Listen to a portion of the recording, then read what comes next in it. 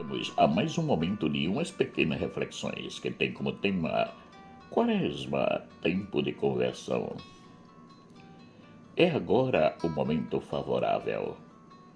É agora o dia da salvação. 2 Coríntios capítulo 6, versículo 2.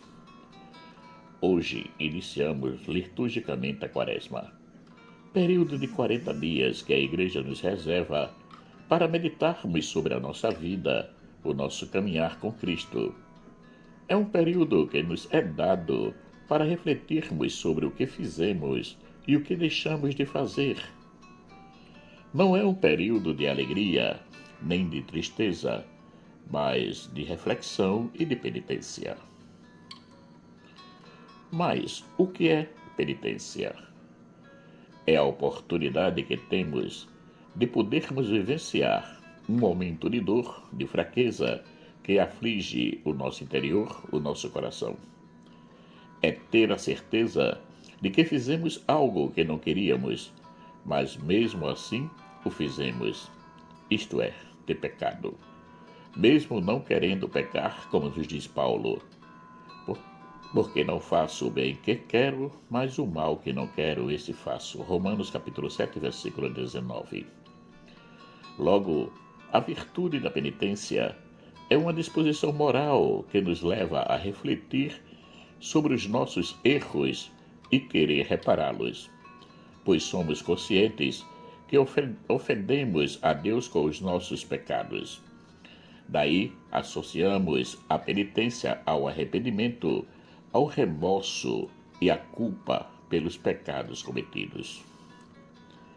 Quaresma, período penitencial, tempo favorável a uma mudança de vida, a um recomeçar. E por não dizer, uma oportunidade para retornarmos à nossa convivência com Deus, acendendo aquela chama que recebemos no batismo. A Quaresma é um tempo de autenticidade que nos coloca frente a frente conosco mesmos, levando-nos a refletirmos sobre a imagem de Deus que temos dentro de nós. Isso mesmo, nos coloca diante das nossas atitudes, porque somente elas é que demonstrará como intuímos e vivenciamos os ensinamentos de Cristo em nós. Porque não existe uma maneira mais coerente de testemunharmos Deus que não seja com as nossas atitudes, com o nosso dever ser. O Deus que damos aos irmãos vai depender da concepção e da vivência que temos dele dentro de nós, no nosso coração. Se Deus é tudo para nós, damos Deus pleno o seu amor, a sua atenção, a sua acolhida, a sua misericórdia e o seu perdão. Se é meio a meio para nós, damos alguma coisa de Deus misturada aos nosso pensar e agir. E se não significa nada para nós, não damos nada de Deus aos irmãos, damos apenas nós mesmos. O tempo quaresmal nos convida a vivenciarmos a oração, a esmola e o jejum como preparação para podermos viver bem esse período com Cristo. Oração, esmola e jejum. Porque estes 3 pontos nos são propostos no período quaresmal. Como vimos antes, a Quaresma é um período de reflexão e penitência. Logo, nada mais propício para colocarmos em prática do que a oração, a esmola e o jejum. Cada um tem a sua importância na nossa vida. A oração nos leva a entrar e estreitar a nossa comunhão com o Altíssimo.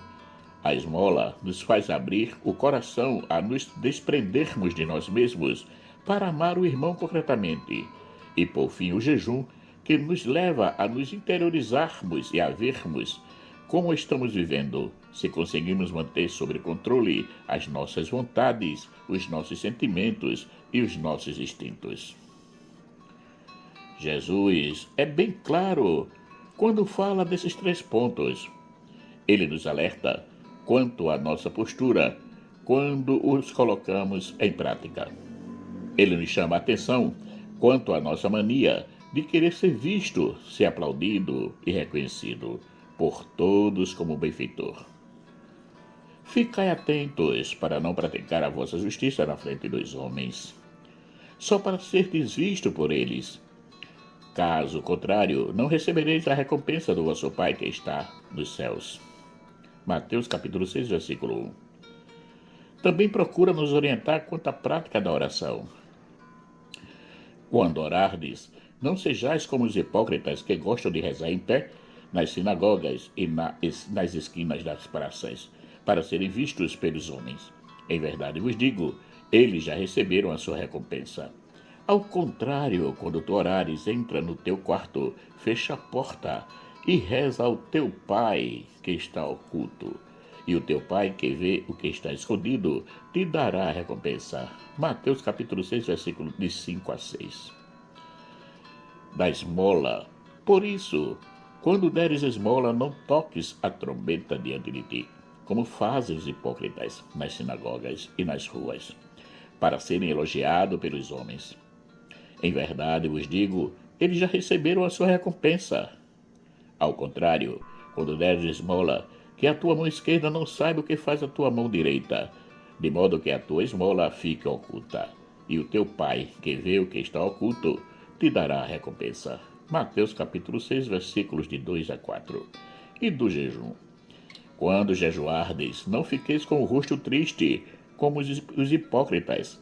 Eles se desfiguram o rosto para que os homens vejam que estão jejuando. Em verdade vos digo, eles já receberam a sua recompensa.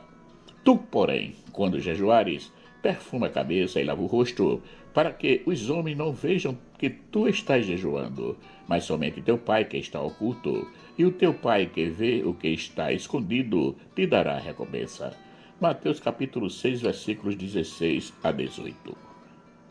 Por que Jesus procura nos alertar quanto à vivência desses 3 pontos? Porque ele sabe, e nós também sabemos, que Deus não vê apenas o externo, mas vê principalmente o nosso coração, a nossa intenção, o nosso interior.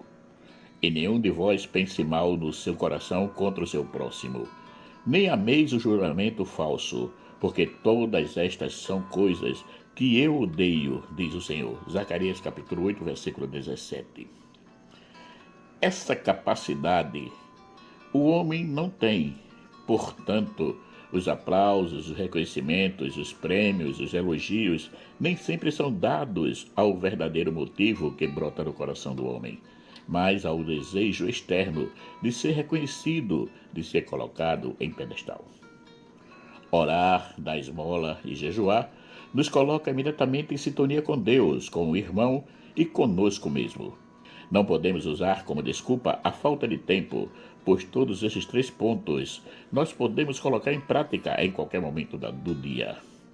A oração, podemos fazê-la no silêncio do nosso coração, como nos sugere Jesus. Também podemos fazê-la quando transformamos nossos atos de amor em oração, como dar um copo de água, um abraço, um acolhimento, dizendo em cada ação um por ti, Jesus, que é uma oração simples e sublime. Também podemos orar antes das refeições ou de cada atividade que fazemos. Isto é, não nos falta oportunidades para oferecermos a Cristo os nossos atos em forma de oração. A esmola, podemos praticá-la em todos os momentos em que nos encontramos com um necessitado. Basta sairmos de nós mesmos e nos doarmos ao irmão. Se prestarmos atenção, temos tantas coisas para darmos ao irmão, é só termos a coragem de desapegarmos. O jejum, não nos falta oportunidade para colocar em prática. Quando se fala em jejum, não estamos nos referindo apenas ao jejum alimentar, isto é, deixar de comer isso ou aquilo, ou diminuir a quantidade na alimentação. Não é só isso, é muito pouco pensar assim. Também podemos jejuar nos nossos costumes, nos nossos afazeres, nos nossos agir. Temos tantas coisas que poderíamos lançar fora em forma de jejum, como as nossas vontades de poder e de reconhecimento, as nossas ostentações e vaidades, os nossos apegos materiais e espirituais.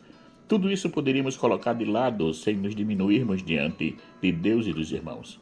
Antes, cresceríamos sempre mais na fé e no amor. Como vimos, A Quaresma é um período de renúncia, mas é também um período de conquistas. Para isso, precisamos dedicar mais à oração, irmos à missa, ao culto, às celebrações religiosas, aos relacionamentos com os irmãos, procurar estreitar-se mais o contato com os irmãos, que ninguém passe em vão ao nosso lado, de procurarmos responder o mal com o bem, não perder a oportunidade de perdoar, de servir e de se doar, e nos esforçarmos a nos tornar homens novos e mulheres novas. A conversão seja uma prática na nossa vida. Todos os dias é dia de conversão, de recomeçar. Sejamos autênticos seguidores de Cristo, mesmo vivendo em uma sociedade que valoriza mais a aparência que o real. Acabamos de sair do carnaval, festa das máscaras e das fantasias, da euforia e da alegria. A Quaresma inicia-se logo após a terça-feira de carnaval e nos convida a tirarmos todas as máscaras e fantasias que estamos usando e nos colocarmos diante de Deus e dos irmãos sem plumas e paetês, totalmente de cara limpa, nos mostrando assim como somos. O verdadeiro seguidor de Cristo não se envergonha daquilo que ele é. Ele vive para Deus e não para os outros. Pouco importam os comentários invejosos e maléficos dos outros. Como nos diz Paulo, porque, para mim, o viver é Cristo e o morrer é ganho. Filipenses capítulo 1, versículo 21. Viver em sintonia com os ensinamentos de Cristo é viver o próprio Cristo. E quando chega a renunciar a alguma coisa em nome do reino, que significa morrer à própria vontade, torna-se um ganho, pois se aproxima cada vez mais do Mestre. É um exercício de perseverança e de conquistas. Marcos Laurentino. Caríssimos e caríssimas, chegamos ao final de mais um momento de umas pequenas reflexões que teve como tema Quaresma, tempo de conversão. Agradeço a todos aqueles que já se inscreveram no canal e peço para que nos ajudem a manter o canal sempre ativo e pronto para receber mais e mais reflexões, compartilhando as reflexões que já foram publicadas para que cheguem a mais e mais pessoas. Também peço àqueles que ainda não se inscreveram que se inscrevam no canal, assim nos dá a força de mantê-lo sempre ativo. Que o nosso Pai Eterno, rico em bondade, amor e misericórdia, nos dê um excelente dia.